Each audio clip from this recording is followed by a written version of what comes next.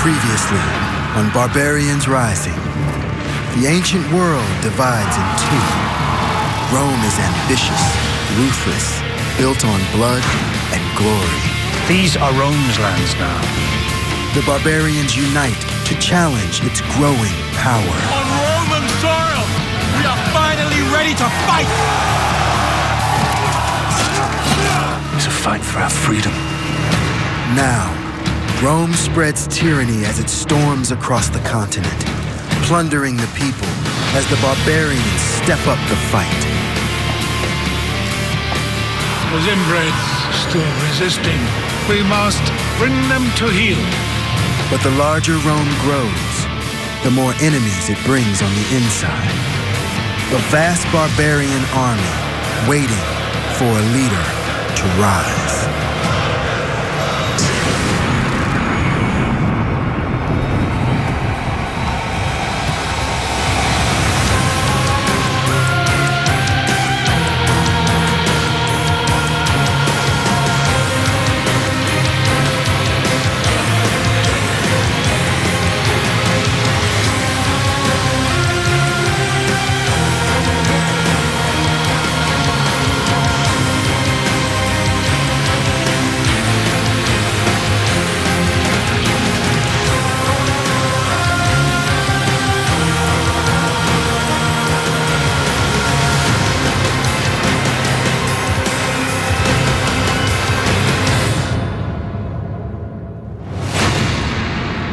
Rome is now the supreme power in the ancient world, stretching across Italy to North Africa, through Hispania and into Gaul.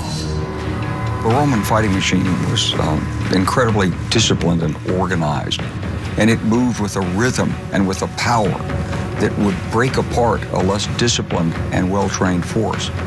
These were professionals. The people beyond the borders of the Republic, who Rome calls barbarians, become targets in a new phase of domination. Rome wants a number of things from the territories it conquers. It wants wealth, it wants glory, and it wants human capital. It wants slaves. Rome builds its power by enslaving people from the lands it conquers, transporting them into the Roman provinces where they're sold, to farm its fields and fight in its armies. An estimated 20% of the Roman population, as many as 1 million people, are barbarian slaves living on Roman soil.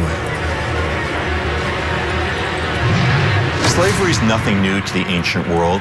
What's different is the scale of Roman slavery. This is slavery on a massive scale. The fiercest men among them are forced to fight for sport, competing in the arena as gladiators.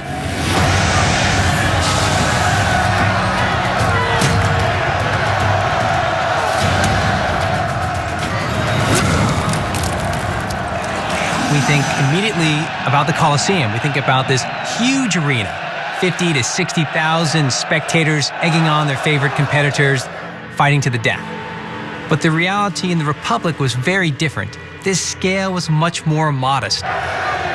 In the provincial amphitheatres, you're talking about local events that are dirty and sordid and grubby and violent.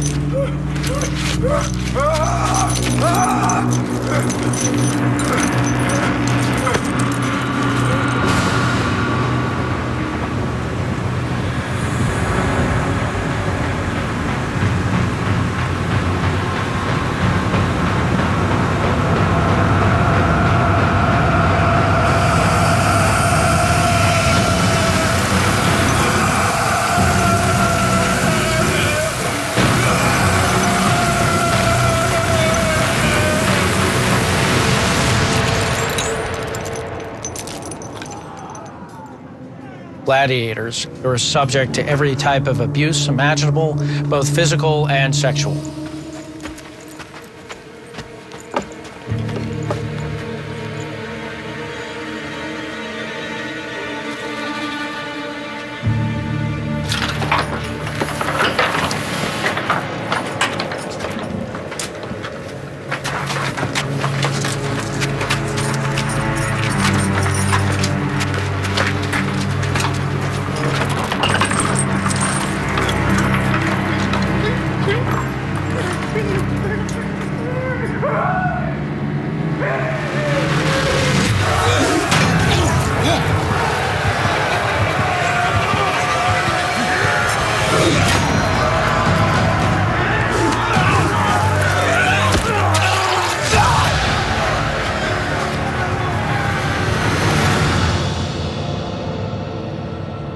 Most gladiators died in their 20s or 30s. It's a very, very dangerous job, and life expectancy is not long.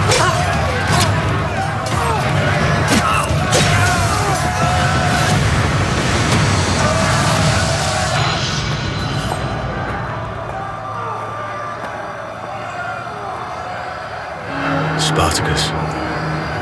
My name is Spartacus. Spartacus is a bit of an enigma to us. It seems that he came from Thrace.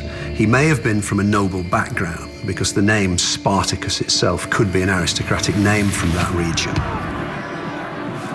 It's a place known for great fighters, so much so that the Romans incorporate those fighters into their military. But ultimately, he is sold into slavery, and he ends up in a gladiatorial school in Capua.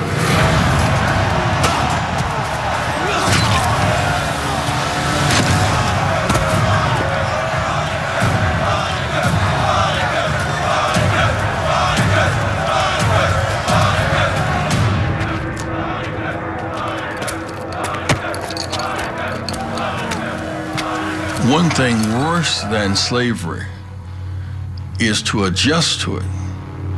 And because it's painful and violent, most people adjust.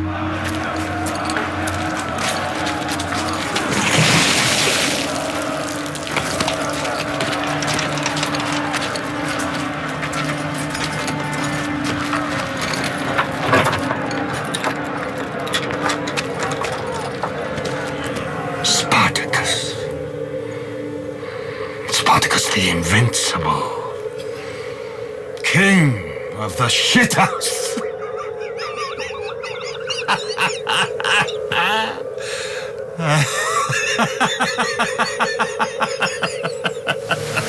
No man would want to be in that situation, and if there was any opportunity to get out of it, you would.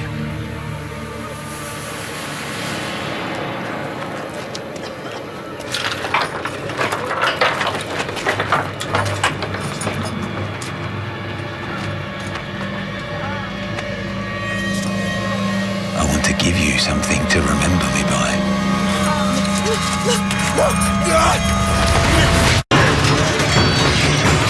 Rome tightens its grip on the Mediterranean, and as it grows, the future that Hannibal envisioned 140 years earlier is now coming true. The Republic is making slaves of the barbarians, but one man, Spartacus, is making a break for freedom.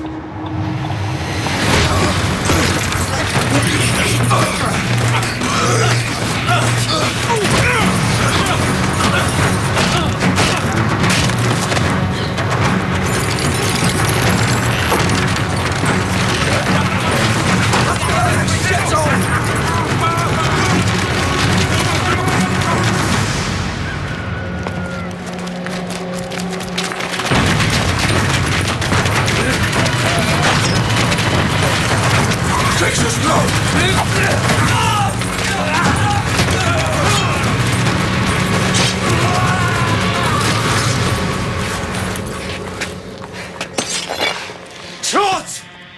Now we have two swords! Now we have two dead soldiers and an army sure to follow.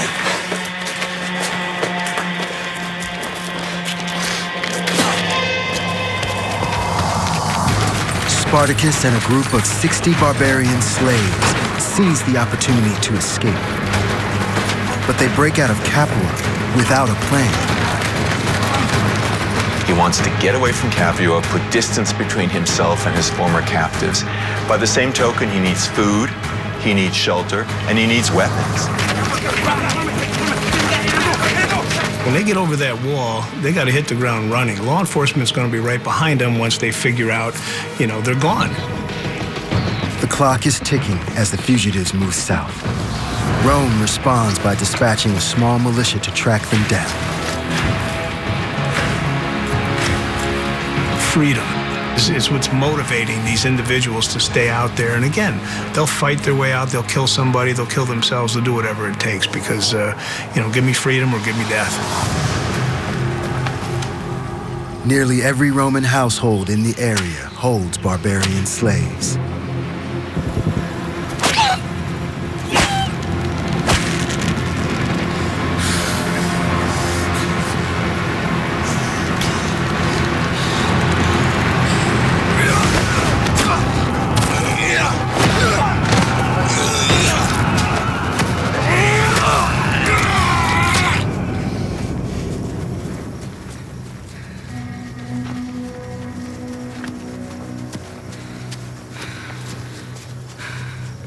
Spartacus's escape quickly becomes a real problem for the wealthy estate owners of Campania.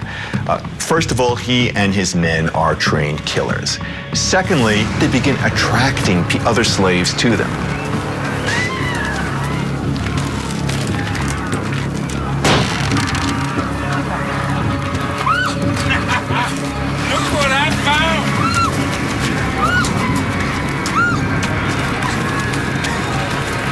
Let's go. Let's get to higher ground where we can see what's coming for us. Here they'll round us up like sheep. Vesuvius. Demons live there. No. They live here. Up there we can see for 50 miles in all directions. We can bide our time. You do what you want, Spartacus. I'm going to enjoy my freedom. Fine. And when the Romans roast you like the pig you are, you tell them we're going east, back to Thrace.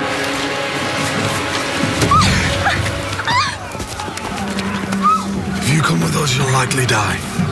If I don't, then I'll die for sure. Very quickly, we see Spartacus evolve. He frees other slaves. There's strength in numbers. He secures equipment. Most significantly, he decides to head toward Vesuvius, his high ground, if you will.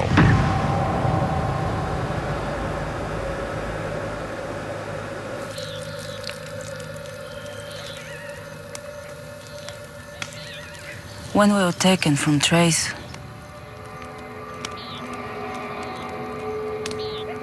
I think maybe it was 10 years ago. I've lost count. They dragged us from our homes, burnt our towns.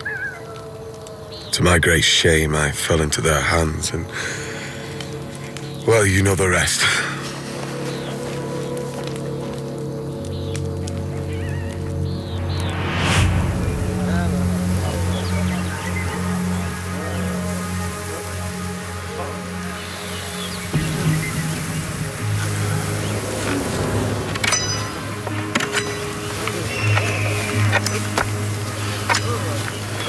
The others are getting anxious.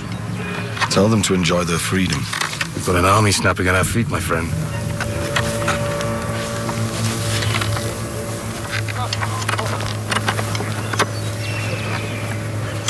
Spartacus is invincible.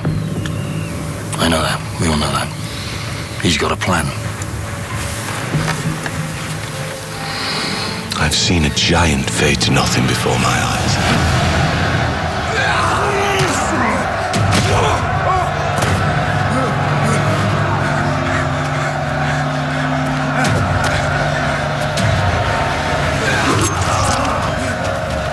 He wasn't even hurt. He laughed at me as if to say, is that the best you can do? I knew I had killed him. And then he knew.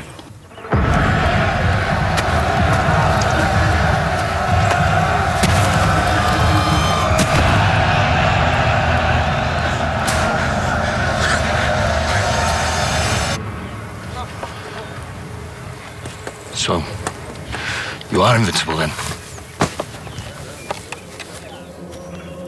People like Spartacus, like some of the slave revolts in our country, they made a decision that they'd rather make the effort to be free and risk their lives than to spend one more day as a slave in captivity. Soldiers! Roma soldiers!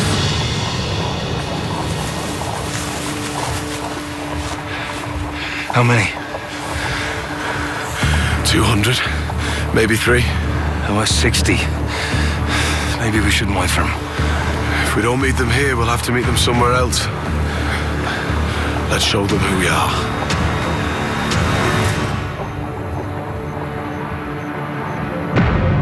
Three miles up the slopes of Vesuvius, Spartacus holds his position on the high ground. In the valley below, 300 Roman soldiers make camp. There's only one road up and down Vesuvius. They feel that they've got Spartacus cornered, and they merely have to wait for him to try to foolishly fight his way out or to starve to death.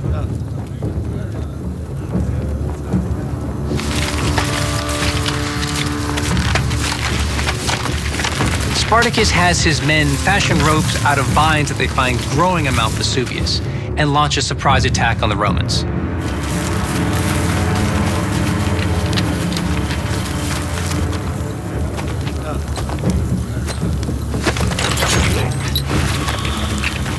By choosing to stand, by choosing to fight, and coming up with a military solution, Spartacus is showing what kind of man he is.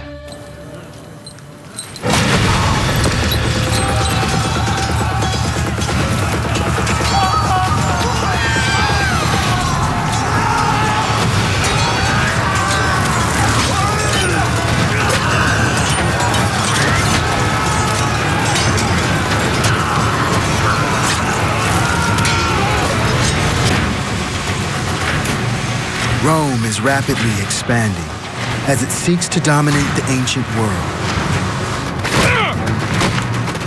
But some are rising up to fight back.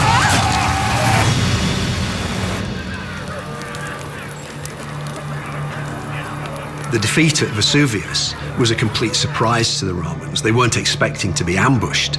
They thought they were dealing with fugitives and the fugitives would run rather than that the fugitives would take the fight to them.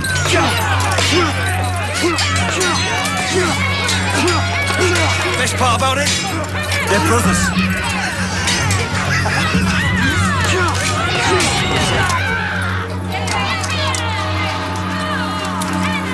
Kill him.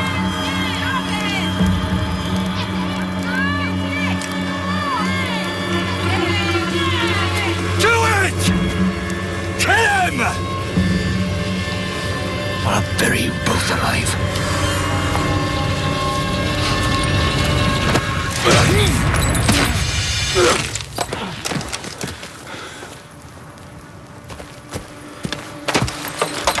Go to your commanders. Tell them what you've seen here today. Go! No more. We're better than this. We've got as many swords as we can carry. Now we need to head north, to freedom. Before Rome unleashes hell on us.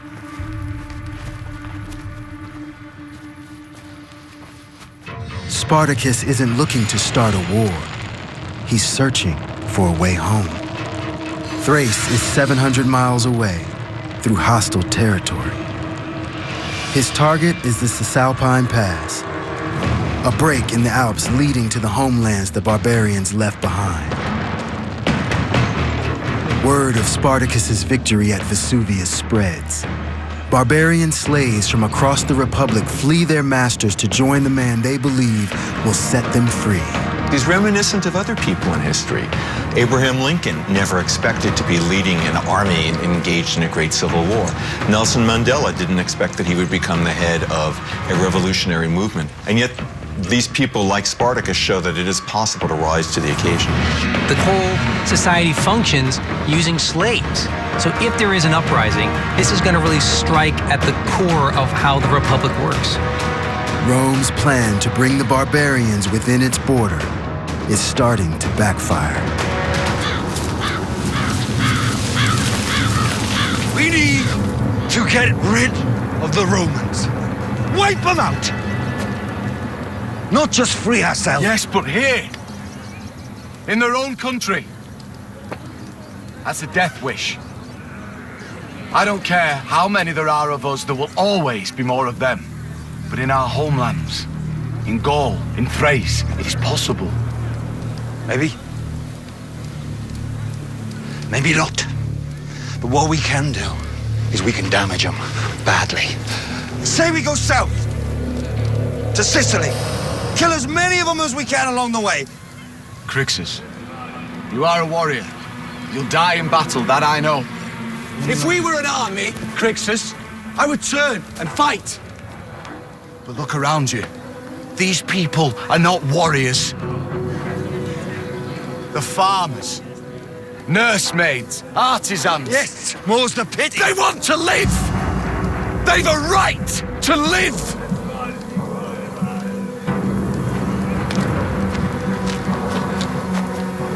We're near the mountains. And beyond the mountains are the roads. North to Gaul, east to Thrace. Now you do what you will. You die a warrior's death. My greatest shame is that I was captured. Mine, too. We valued our lives above our freedom. Will you make that choice again?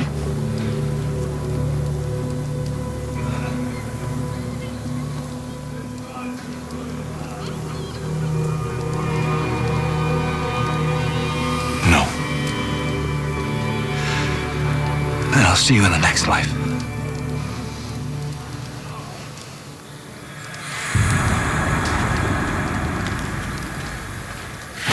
Spartacus and Crixus divide their forces. Crixus and 3,000 fighters splinter off and move south to confront the Romans head-on. He set out to buy Spartacus and his followers, now numbering more than 12,000, time to escape north. Crixus' split from Spartacus gives Rome a major problem. Now they have two very capable and very mobile enemies that they have to deal with, and they have to deal with them piecemeal. While Spartacus marches for the Alps, Roman citizens flee in fear. But first, they ensure the slaves they leave behind won't be able to join the rebellion.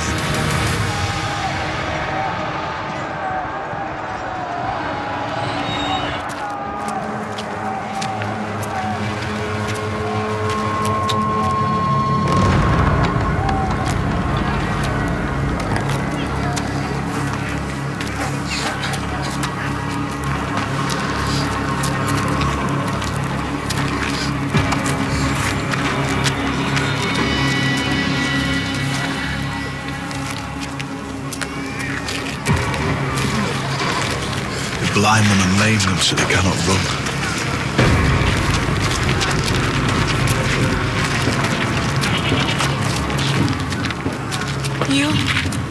You are Spartacus. I am. No. You bow to no one.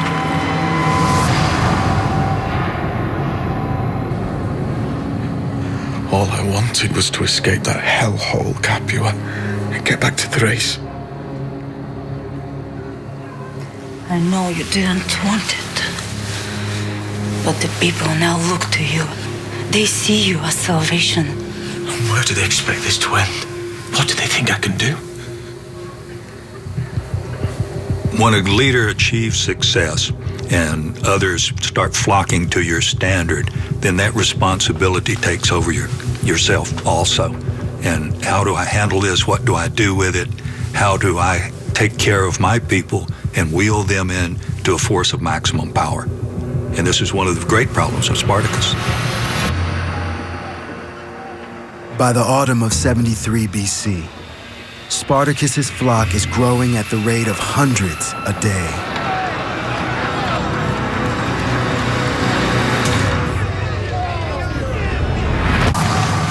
Rome is now expanding faster than ever, but its growth depends on enslavement, the latest weapon in the 300-year war to crush the barbarians. Spartacus's followers now number 25,000, with hundreds more joining the cause every day.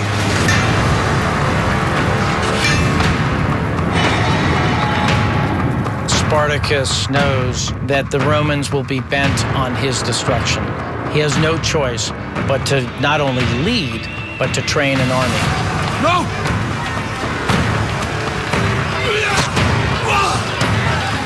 To create an elite force, you're talking an investment of 2 to 3 years minimum.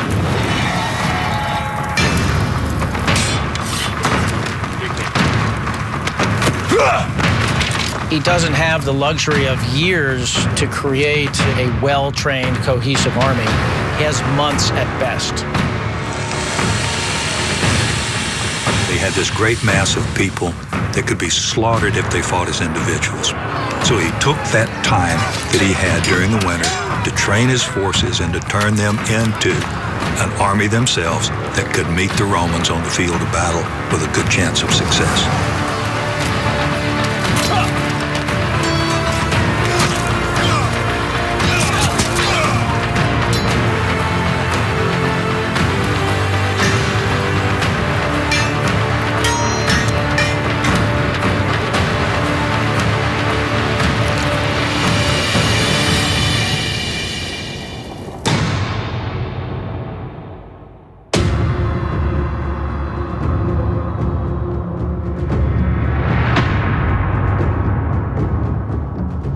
When spring finally arrives, Spartacus and his newly trained army, now numbering 50,000, continue their journey home. Every slave owner is thinking, will my slaves be next? Will they join Spartacus? Just how far is this going to go?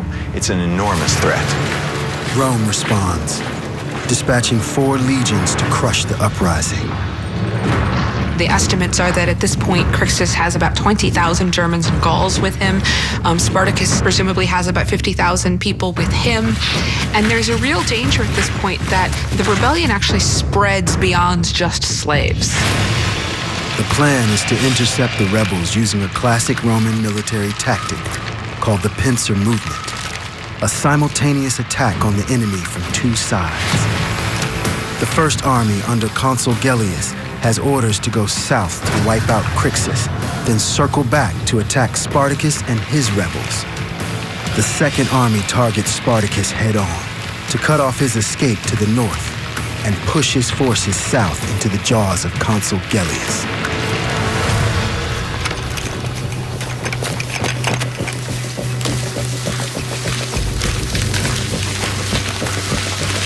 Spartacus! Tell me. The Romans are coming. How many? 2 legions.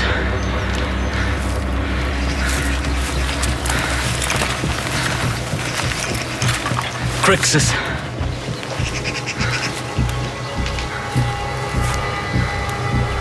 Dead? Not one was left alive.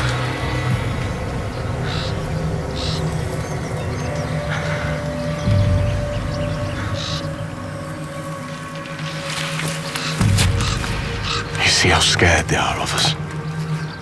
Not one was left alive.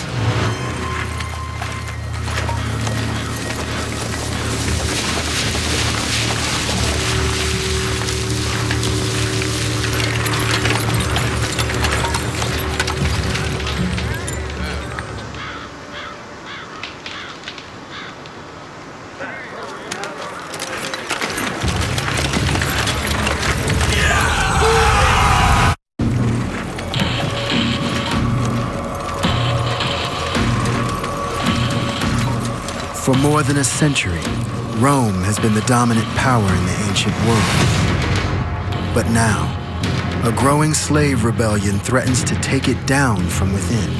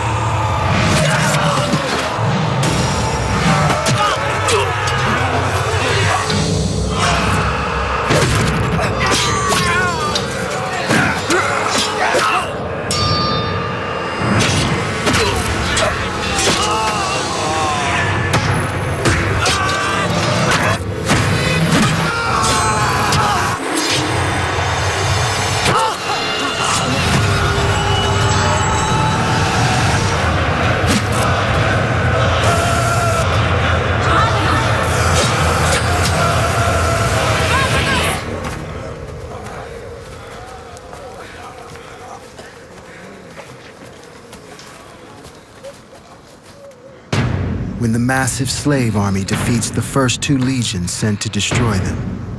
They're just miles from their escape route through the mountains. But 2 more legions are still in pursuit.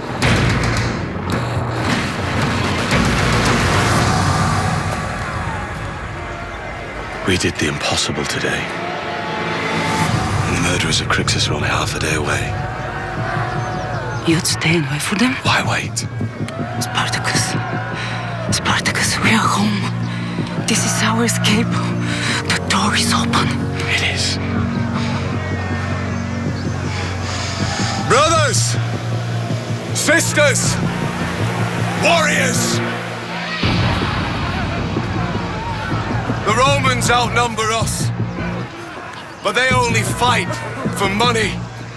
They have no answer for our courage and our thirst for freedom. The men who murdered our brother Crixus have come to meet us here. Do we run from them? Do we let them come for us like wolves? We are warriors. We're free to fight and free to die if need be, the way we choose. On our terms. We can make Rome bleed. We can make her weak the way she made us. If we can take Sicily, we can starve Rome and bring her to her knees.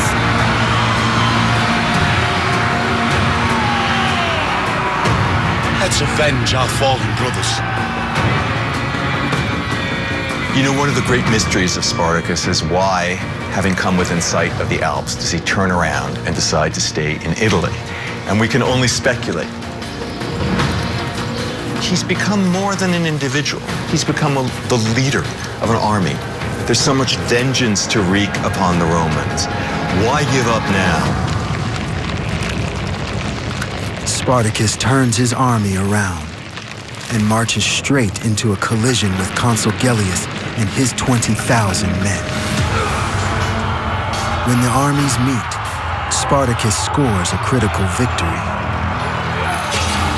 Consul Gellius's legions are the last viable defense force standing between the rebel army and the vital strategic territory of Sicily, a province that provides most of Rome's food supply. If Spartacus can take the island, he'll have Rome by the throat. Sicily is of immense geostrategic importance for Rome. It's almost a dagger pointed at the toe of the Italian boot. Whoever controls Sicily controls access to Italy. The Roman Senate moves quickly to crush the barbarian threat. They hand over supreme control of the military to one man, General Marcus Crassus. Rich and ruthless, he uses his fortune to raise an army of 30,000 men to take on Spartacus. Power that few men within Rome have ever been given before. Crassus knows that putting this rebellion down, despite the fact that it is ostensibly an army of slaves, is going to make him appear to be the savior of Rome. We're here. Sicily is here. And we need to be there. Spartacus plans to bribe pirates and merchants to ferry his army across the sea to Sicily. Go now, the 3 of you. Race ahead, make the deal. Tell them that for every man, woman, and child they carry, there will be 5 pieces of gold. Go.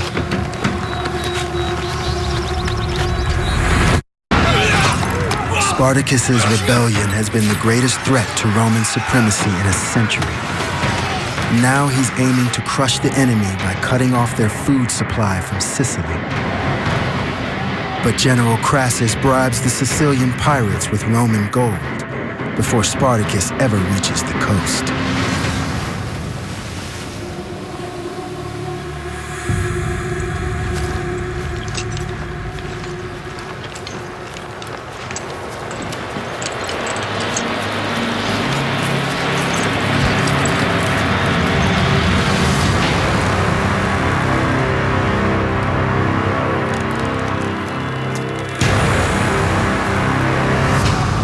Spartacus has beaten the odds for 2 years, but now just 19 miles from his goal, he's left with only one option: turn and face his enemy.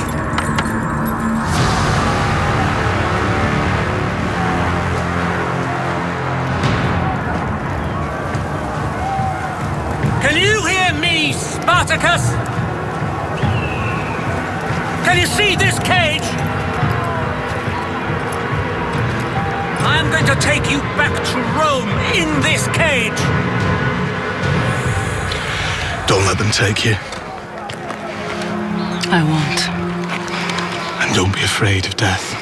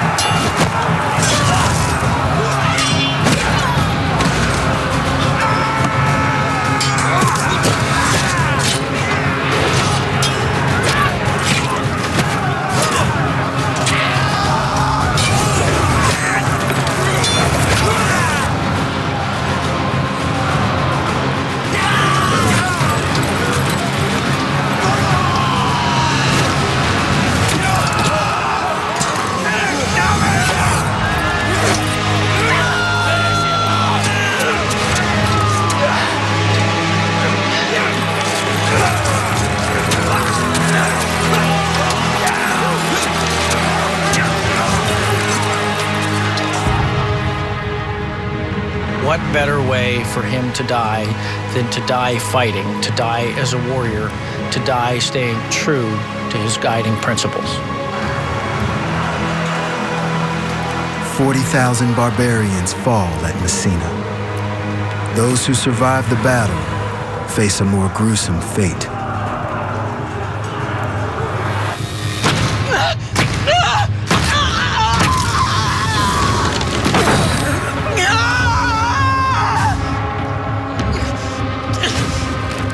Crassus parades the captured slaves through the streets of Rome and crucifies all 6,000 along the Appian Way. Rome's warning is clear. Rise against us, and you will pay with blood. Though Spartacus fails to overthrow the Republic, his uprising reveals a weakness at the core of its plan to dominate the barbarians. It tells us that Roman society has tremendous vulnerabilities and that the Roman system is not nearly as strong as the Romans thought it was. As Rome expands its frontier, it encounters more and more resistance. Military glory becomes the quickest path to power. Rome descends into chaos as a handful of men fight for control. The death of the Republic really comes with one-man rule. And that one man is Julius Caesar. He is the perpetual dictator, and it's his successor, Augustus, that takes it even further. Augustus was the legal heir of Julius Caesar, the hand-picked successor of the great dictator. He has the control of nearly all of the Roman army, and with that he's able to do pretty much what he wants. Augustus succeeds where Caesar fails and perfects the art of empire building. 45 million people, 15% of the world's population, are now under Roman control.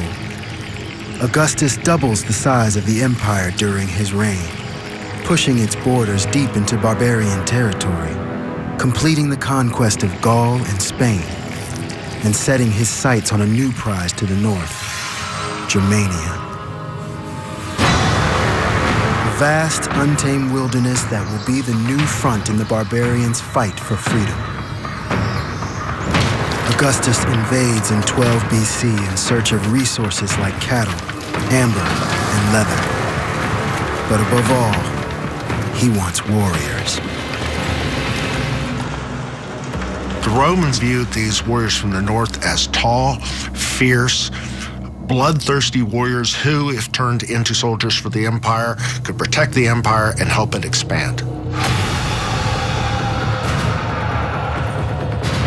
Defeating these tribes won't be easy. The empire faces a storm of resistance from the moment it sets foot in Germania.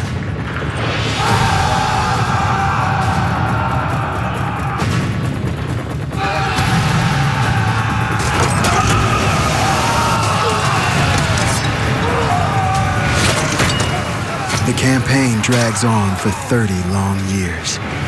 The Roman army spent huge amounts of money in order to conquer all of Germania. But still, the Germans refuse to fall. Leading the resistance are the Arivarii and the Carusi, who fight to keep Rome at bay.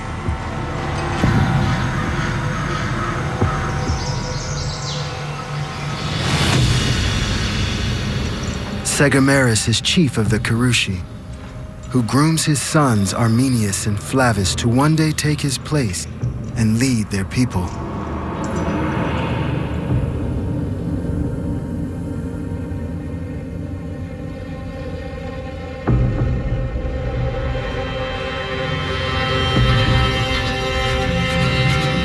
But before his oldest son Arminius can claim his birthright, the Empire steps up its assault on his tribe, unleashing a new weapon from its arsenal of tyranny.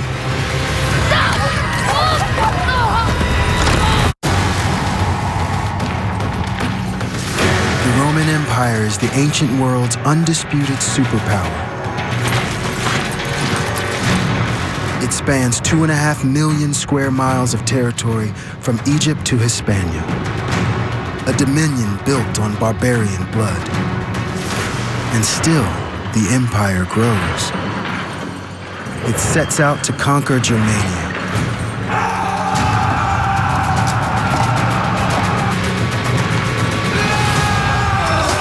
But unable to defeat the barbarians by force, Rome once again resorts to a familiar strategy. It begins to negotiate deals with the rebels, promising gold and peace in exchange for surrender. One by one, battle-weary Germanic tribes accept Rome's terms. But this time, the empire requires something more. To secure their loyalty, Rome forces the tribes to surrender their sons to the empire. A generation of heirs born to be the next leaders of Germania become Romans instead. These sons will now be raised and accustomed to Roman ways. And ideally, they would see themselves as more Roman than as Germanic barbarians.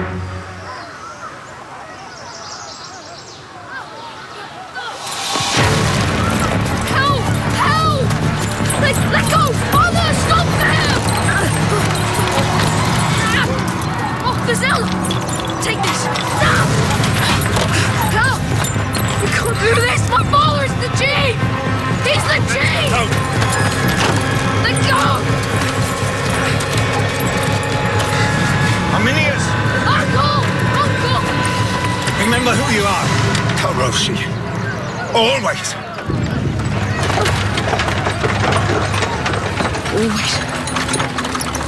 This policy is called Romanization and is largely successful. But it depends on the obedience and loyalty of the barbarians being brought inside the walls of Rome. This is messing around with people's sense of themselves, their sense of identity, their sense of the landscape, and their sense of family. And that is when the stakes get dangerously high.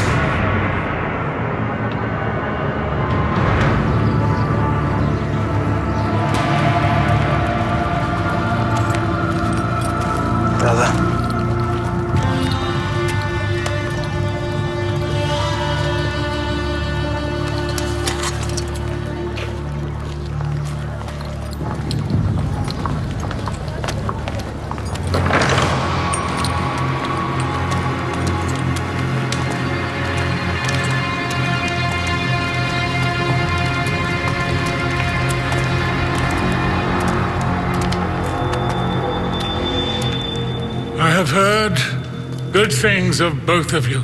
Thank you, sir. Flavus, you have distinguished yourself as a servant of Rome. There is reward. We'll grant you a promotion.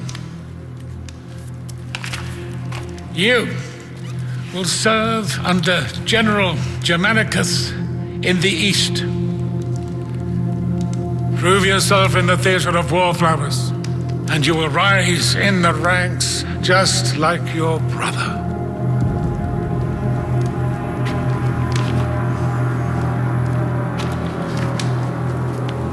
Congratulations on making the rank of Equestrian, our most trusted officers.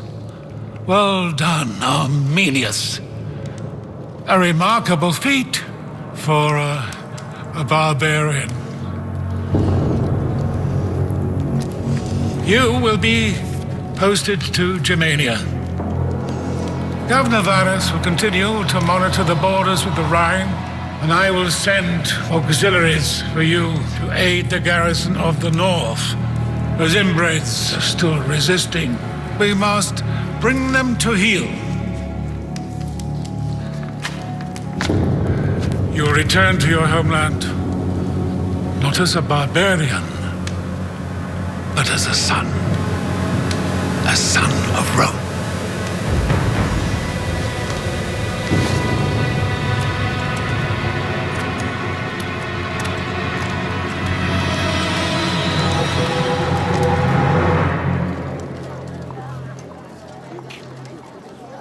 He's our emperor, and you show some respect.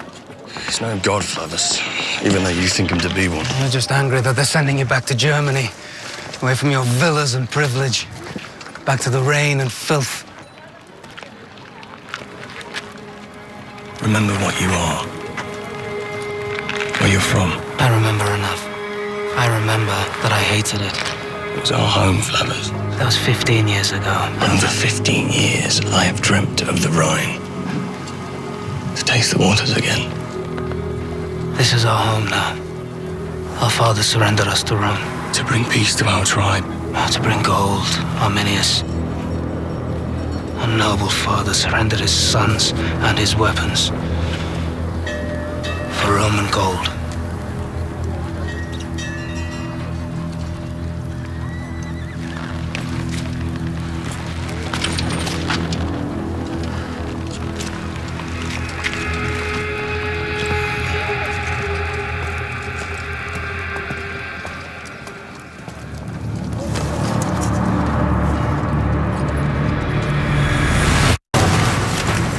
Rome's 400-year march toward total domination of the ancient world comes north to Germania, where the barbarians' fiercest resistance yet is keeping the emperor from claiming his ultimate prize.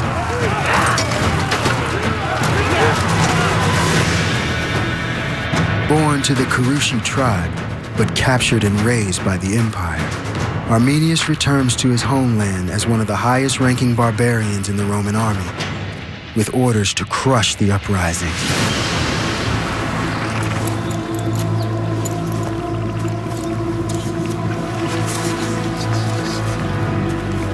Arminius would have been greatly conflicted.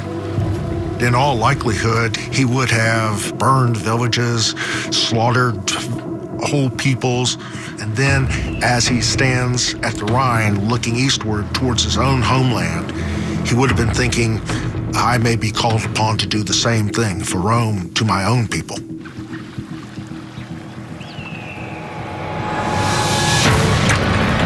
Arminius, remember who you are. Kurushi. Always.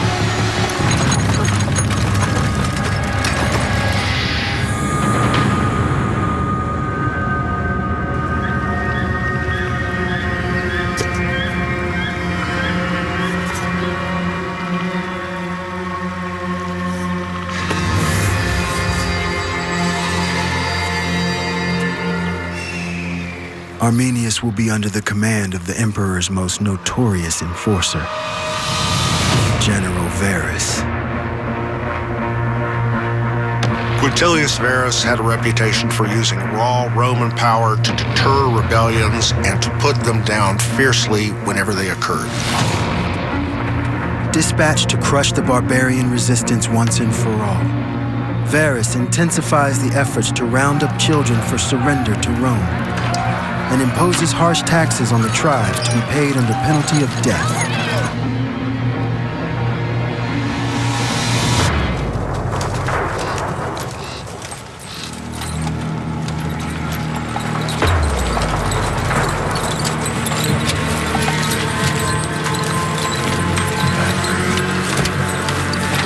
Send me to Varus.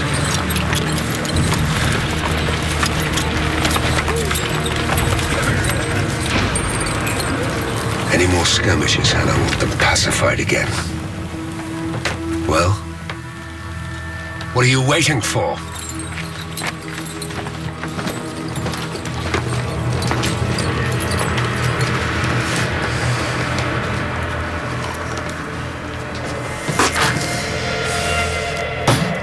I can't drink this filth for much longer. Arminius. The boy hostage by his tribe to Rome. The boy who rose through the ranks to become equestrian in our great and mighty army. What an abomination. I need an enforcer. Someone capable of enlisting warriors and capturing tax evaders. Can you do that? Yes, sir. And how would you do that? I know how the Germans think. Of course you do. That's what you are. A Roman hero, the barbarian soul. We need more men for our armies. For some reason, the Emperor wants these uncultured savages. Most of the tribal leaders will fall in line and give up their sons without much resistance. Like your father did. Those that don't will answer to you.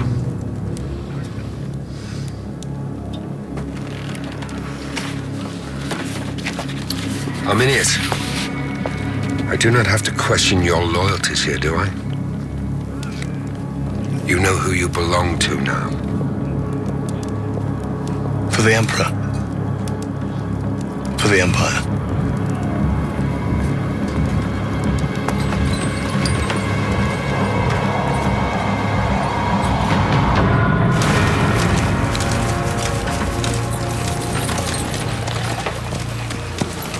Your once proud nation.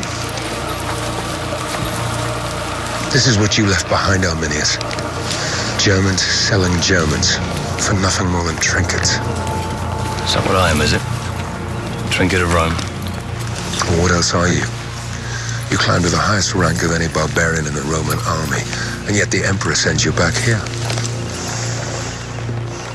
Who am I to question the Emperor's wisdom? After all, you crucified 2,000 Jewish rebels in the Syrian uprising. And the Emperor saw it fit to send you here. Sir. Careful, Arminius. I'm beginning to like you.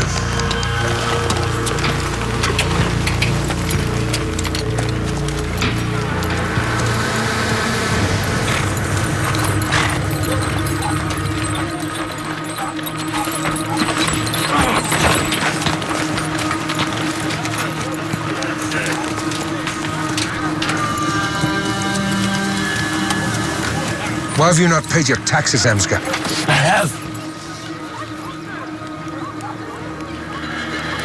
Not all. I'll take her instead.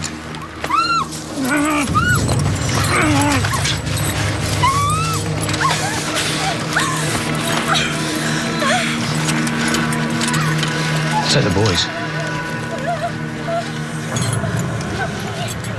It'll be more useful, no?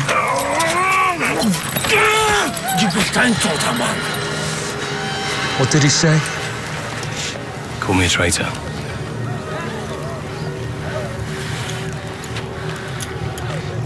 Very well. Do not mistake my leniency for weakness, Emska. The Emperor will have his payment one way or another. The sons of the Arivarai will cover your debt.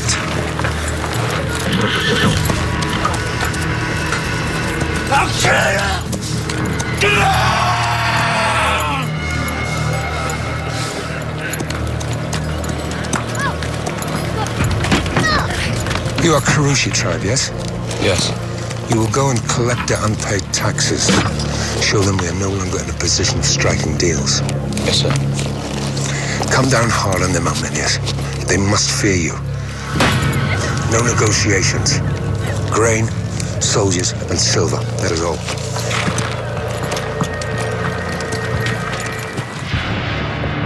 Arminius' people the Kurushi, live in small tribal groups scattered across northwestern Germania, united by alliances forged in war and steeped in a tradition that reveres its ancestors.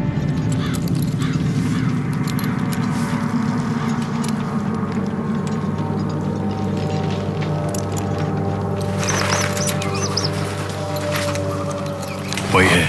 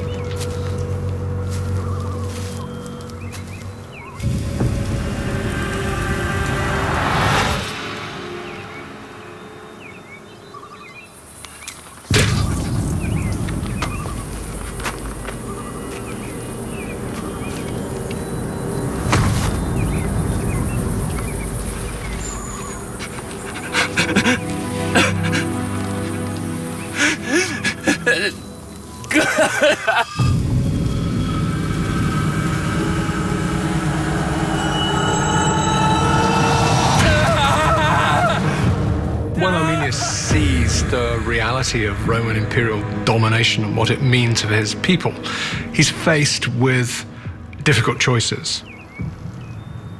What does he do? Is he going to be the enforcer of Rome's empire that he's been trained to be? Is he going to turn back to his own society and lead resistance to Rome? And if he does decide to take that path, will anyone believe him?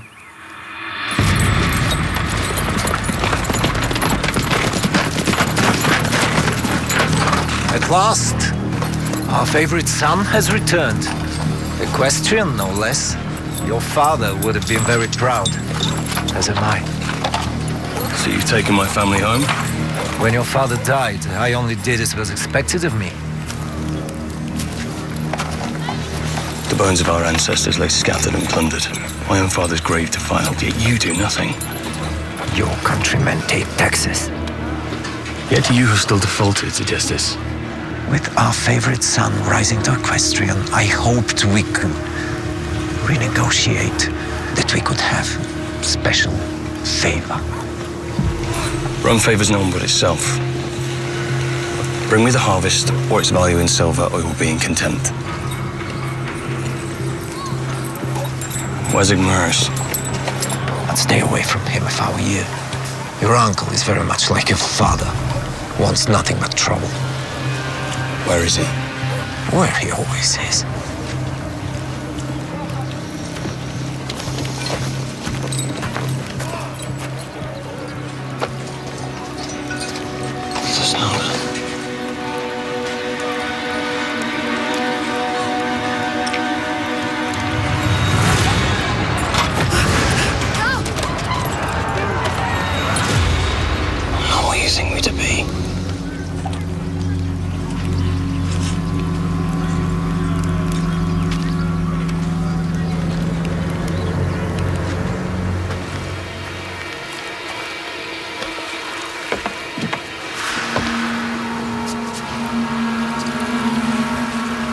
You were back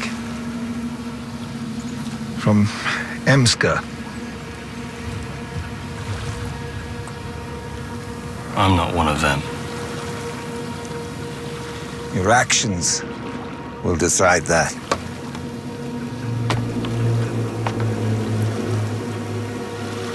So,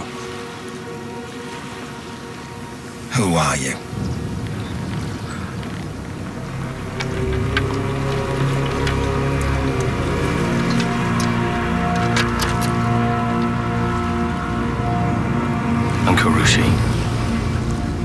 Like you.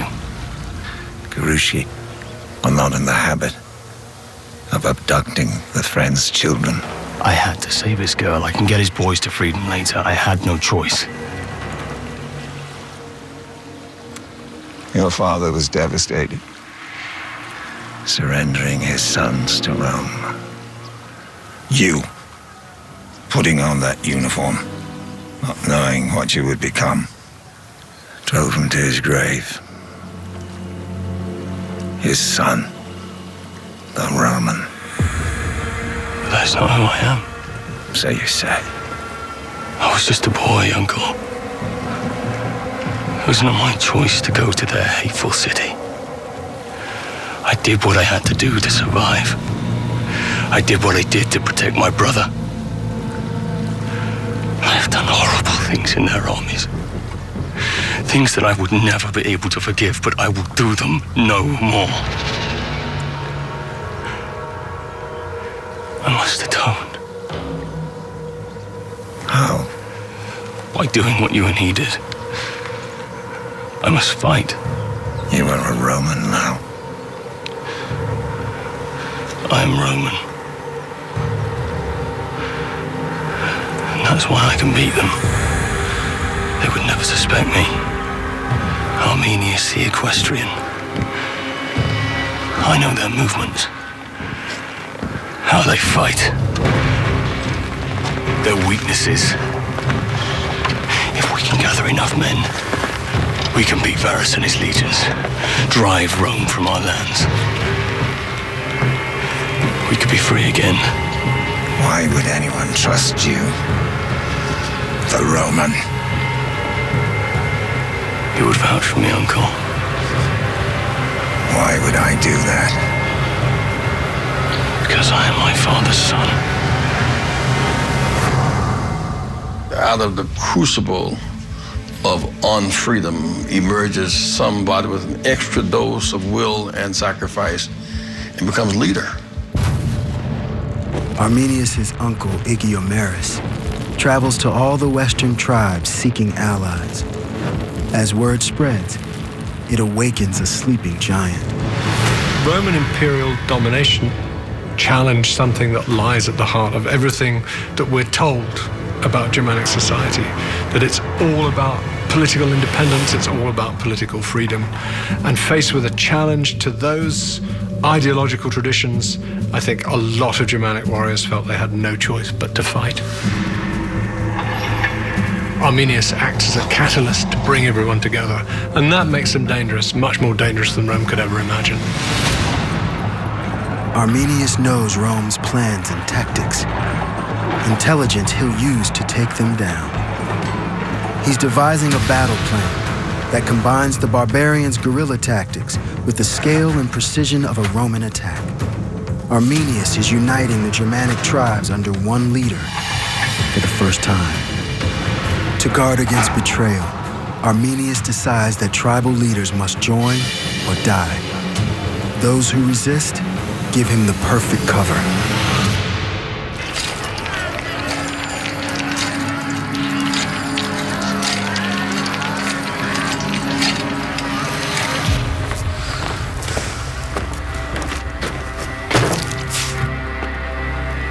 This one wouldn't pay his taxes. Food supplies are low, and I tire of this rat hole. I don't want to be here any longer than I have to. We moved south for our winter camp in 7 days. Or does that not agree with you? I'll make sure the tribes have made their contributions before then.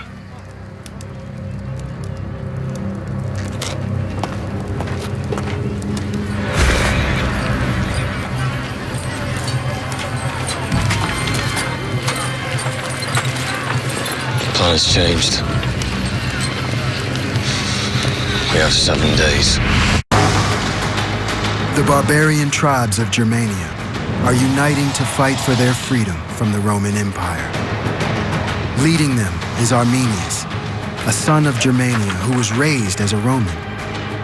An enemy on the inside, with a plan to defeat the empire, using its own battle plans, combined with barbarian guerrilla tactics.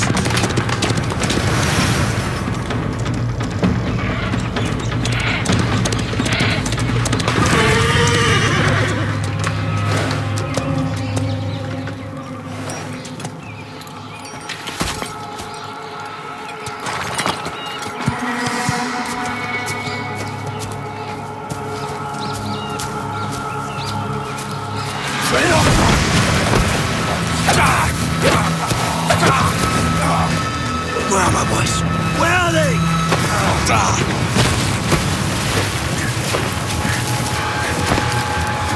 Where are they?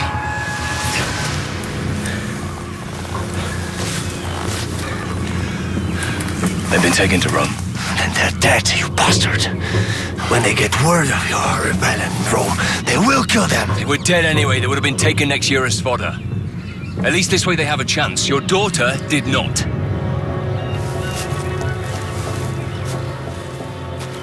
You must trust me, Emska. As I trust you.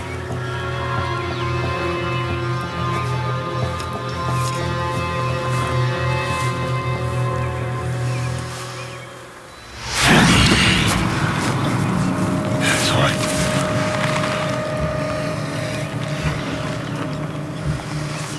You do as you must. But hear me out. I need you and the Aravari to join with me. With us. The tribes have always been allies. Varus marches south in 7 days. And we need to gather as many men as we can. Varus commands 3 legions. Around 20,000 men. We will be slaughtered. We cannot beat them on open ground. We know that. Our scars are proof. We force them into the Tutapo forest. Varus is no fool. He'll never take his army through the forest. Then we make him. Varus believes this whole area is under his control. So we make him believe there's a rebellion brewing in the east, and we give him no choice but to take the forest. Arminius, we can't. We can, and we will. I have fought with them long enough. I know their weaknesses. Without their formations, they cannot fight. I know our strengths.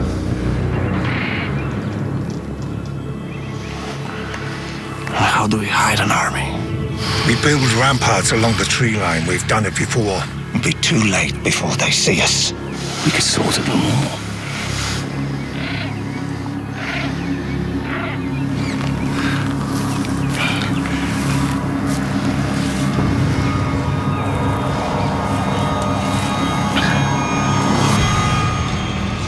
Arminius has designed a complex battle plan that depends on luring Varus and his legions into the Teutoburg forest. There, the tribes have hand-built a primitive rampart, 2 miles long, concealed by the dense woodland.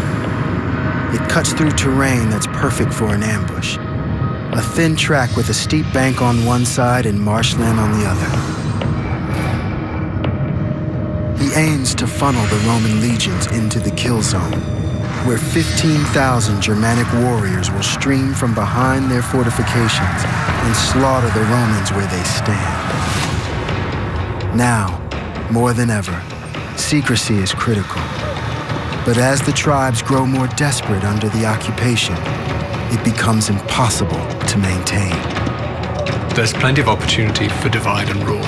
You only have to offer a not massively advantageous set of terms to one Germanic group, and they will fight their neighbors. What's even more incredible is that there's a member of his own tribe in the end who will sell him out.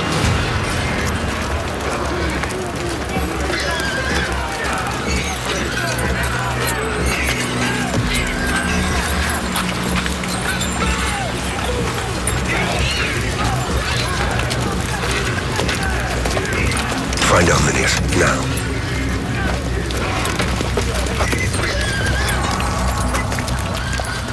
Never underestimate your enemy. Always think the other guy's stronger, smarter, better than you are, because it keeps you hungry.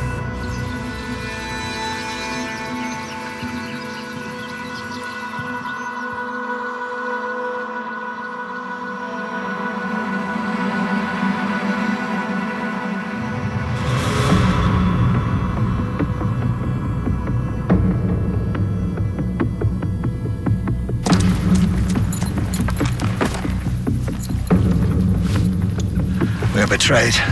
Varus knows. Her father sold us out for gold and favor. Varus will send riders to get you. Get her to safety. East to the Elbe River. Where are you going? Segestus condemned us all to the blade. I need to find a way to reason with Varus. Varus will cut your heart out, boy. The Empire's already cut my heart out. Arminius is under an enormous amount of pressure. He's really riding both sides of the fence. And on the one hand, he's preparing the ambush, preparing those troops, getting ready for this slaughter. And on the other hand, he's got to perform his normal functions as a Roman military man. And all the while, Varus is becoming suspicious.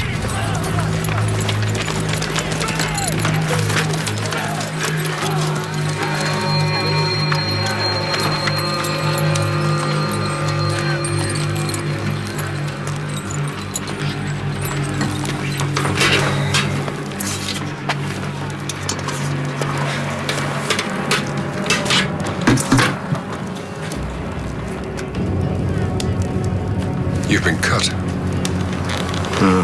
Resistance from a chalky leader. Now rots in the marshes along with his ancestors. You can never trust Germans. There are always undercurrents of deceit. Cover it. He already has a taste for barbarian flesh. Your old friend Segestus was here. What tax concession did he pass for this time? He says there are fires of a barbarian rebellion. He says it is you who fans the flames. But you mean to kill me?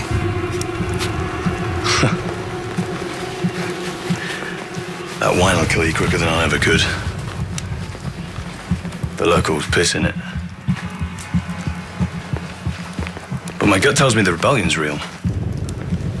I wouldn't move south. I'd hold up here for the winter, pacify any tribal uprising. Why would Segestus say such things when he knows the price of lying? I'm to wed his daughter. You knew. I too have ears and eyes everywhere, Arminius. He promised it to another, in order to unite their two tribes, a move that stands to make him very powerful. But he'd lose it all when I take her back to Rome.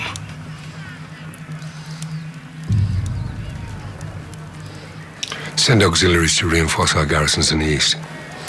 Protect the route to the Rhine. They piss in it, you say?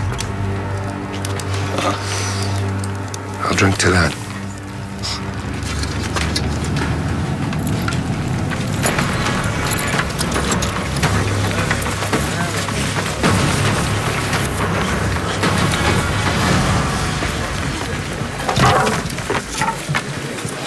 Varus suspects insurgents.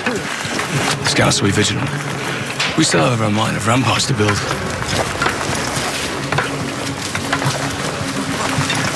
If they suspect anything, we will be ready. If they see anything out of place, any bit of structure, we're all dead. Look around you, Arminius. There are thousands prepared to fight, prepared to die. They need this more than you. We will be ready.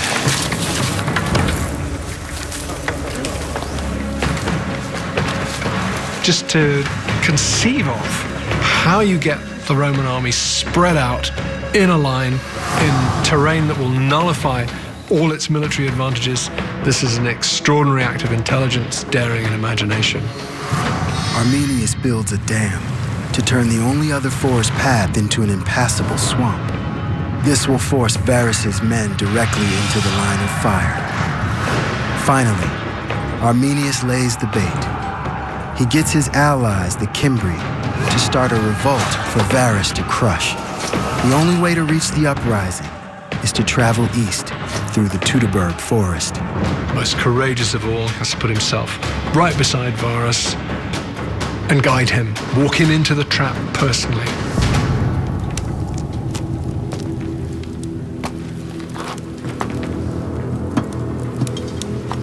Tell me of the Cimbri.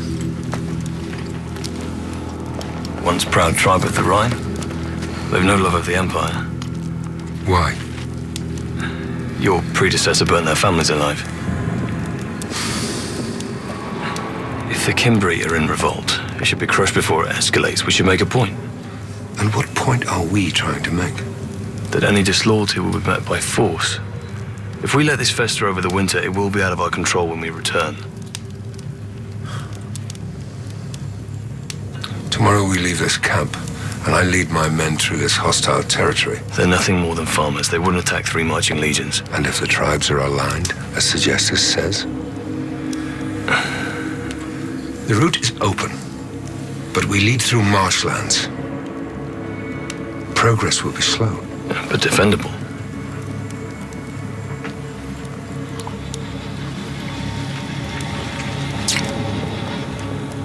I shall sleep on it. Let the gods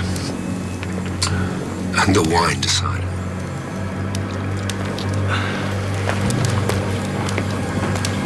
Arminius, tomorrow you shall ride alongside me. As you wish.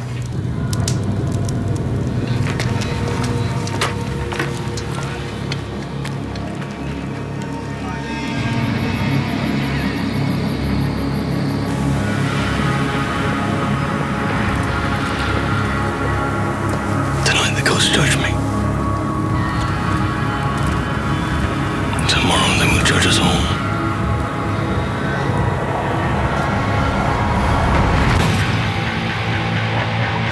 The barbarians of ancient Germania have united for the first time to reclaim their freedom and expel the empire from their homeland. Their fate depends on their native son, Arminius. Varus orders his 20,000 Roman legionaries deep into the dense Teutoburg forest. Hidden there are 15,000 warriors poised to strike. When the time comes, small bands of Germanic tribesmen hiding in the marsh will attack on Arminius' signal. They'll launch a series of lightning strikes as a distraction, giving him the cover he needs to escape and lead his people into battle. Arminius' entire plan depends upon the success of his disinformation campaign. He has to get Varus and his commanders and all the rest of the troops to go the appointed route. That's where he's laid the trap. If they go another route, the problem is at that point, the whole thing is lost.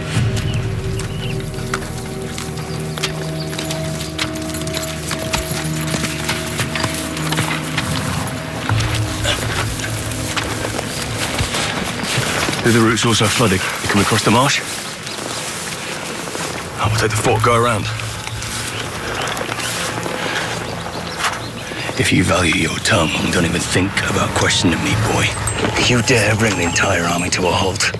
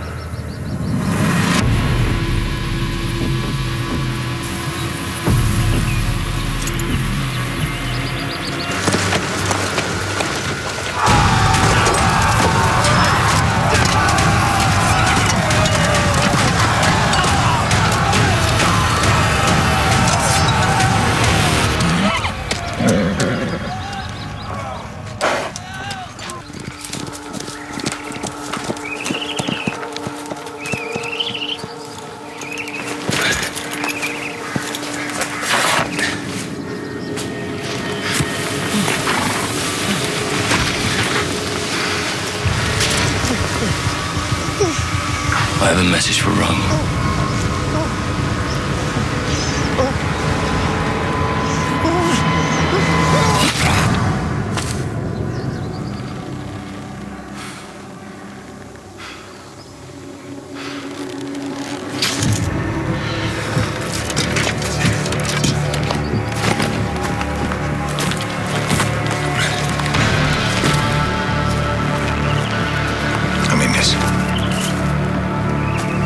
These are for you. They were your fathers.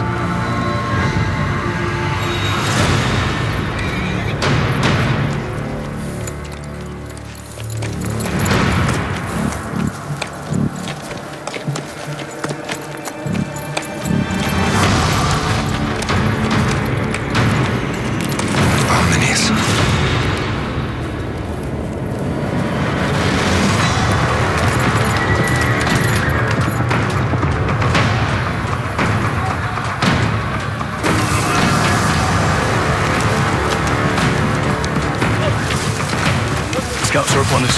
Get it covered now.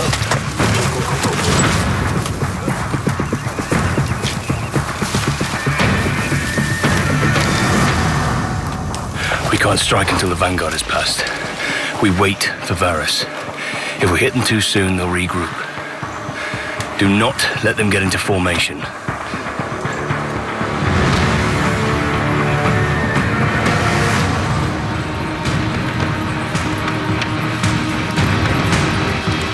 The deafening silence of battle. You discover who you really are. Karashki. Next time on Barbarians Rising.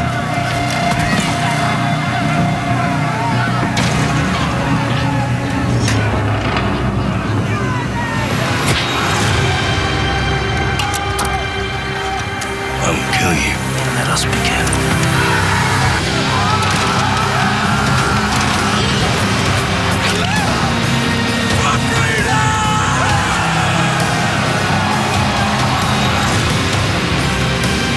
You will regret making enemies of us! I doubt that, you filthy animal. What are you doing with our queen? Teach us some respect.